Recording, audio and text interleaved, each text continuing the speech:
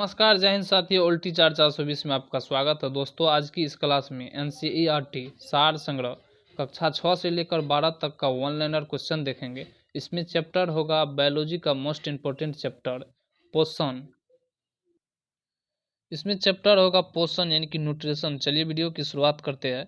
मानव शरीर में किस पोषक तत्व की कमी के कारण शारीरिक वृद्धि धीमी हो जाती है? तो प्रोटीन। विटामिन ए का मुख्य स्रोत क्या है? तो दूध।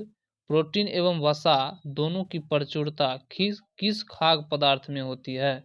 तो मूंगफली में। शरीर में त्वचा के नीचे विद्यमान वसा शरीर की ऊष्मा के ह्रास के विरुद्ध अवरोधक का कार्य करती है। शरीर में ऊतकों का निर्माण किस पोषक तत्व से होता है? तो प्रोटीन से। किस विटामिन को हार्मोन माना जाता है? तो विटामिन डी को। कौन सा एंजाइम प्रोटीन के पाचन में सहायक होती है? तो ट्रिप्सिन एंजाइम।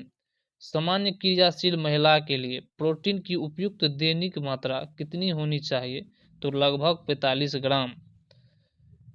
स्तनपान करवाने वाली मां को प्रतिदिन आहार में लगभग 70 ग्राम प्रोटीन की आवश्यकता होती है। लार किसके पाचन में सहायता करता है? तो स्टार्च के पाचन में।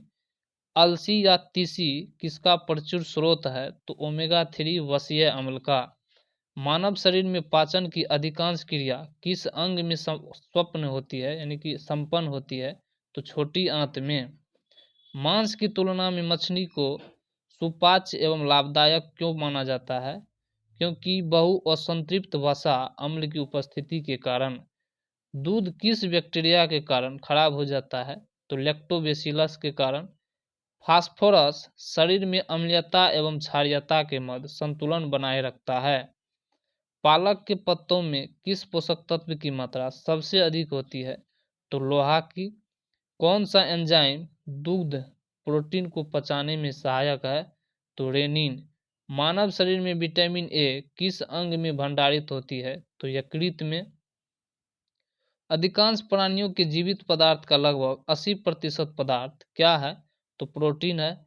सेब का हृदय रोगियों के लिए विशेष महत्व क्यों रखता है? तो क्योंकि उसमें पोटेशियम का स्रोत होने के कारण।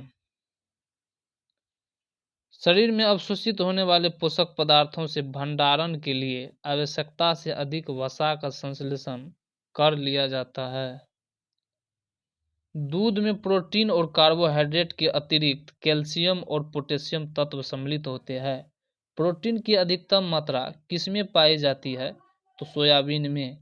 अल्फा केराटिन नामक प्रोटीन शरीर के किस अंग में पाया जाता है? तो त्वचा में। गेहूं में कौन सा प्रोटीन पाया जाता है? तो ग्लूटेन नामक प्रोटीन गेहूं में पाया जाता है। गाय का दूध केरोटीन की उपस्थिति के कारण हल्के पीले रंग का होता है। दूध का श्वेत रंग किसकी उपस्थिति के कारण होता है? तो केसी नामक प्रोटीन की उपस्थिति के कारण। किसमें विटामिन सी की मात्रा सर्वाधिक होती है? तो आंवला में। विटामिन डी का प्रमुख स्रोत क्या होता है? तो सूर्य का किरणें। किस विटामिनों का निर्माण हमारे शरीर में होता है? तो विटामिन डी और विटामिन B3 का निर्माण हमारे शरीर में ही हो जाता है। कौन सा विटामिन किसी स्वप्न को पर्याप्त अवधि तक याद रखने में सहायक होता है? तो विटामिन B6।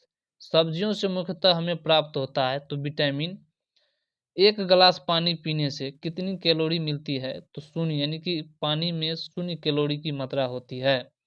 बासमती चावल के दाने पकाने पर लंबे क्यों हो जाते हैं? क्योंकि इसमें इमाइलेज की उपस्थिति होती है जिसके कारण इसको पकाने पर यह लंबे लंबे हो जाते हैं। दूध में कौन सा सैकेराइड उपस्थित होती है? तो लैक्टोज। किस विटामिन की कमी से स्कर्वी रोग होता है? तो विटामिन सी की कमी से। हेपेटाइटिस नामक शरीर के किस अंग को प्रभावित करता है? तो यकृत को। किसके संश्लेषण में विटामिन के की विशिष्ट भूमिका होती है? तो प्रोथ्रोबिन की संश्लेषण में। पौधों और जंतुओं में कार्बोहाइड्रेट का संचयन किस रूप में होता है?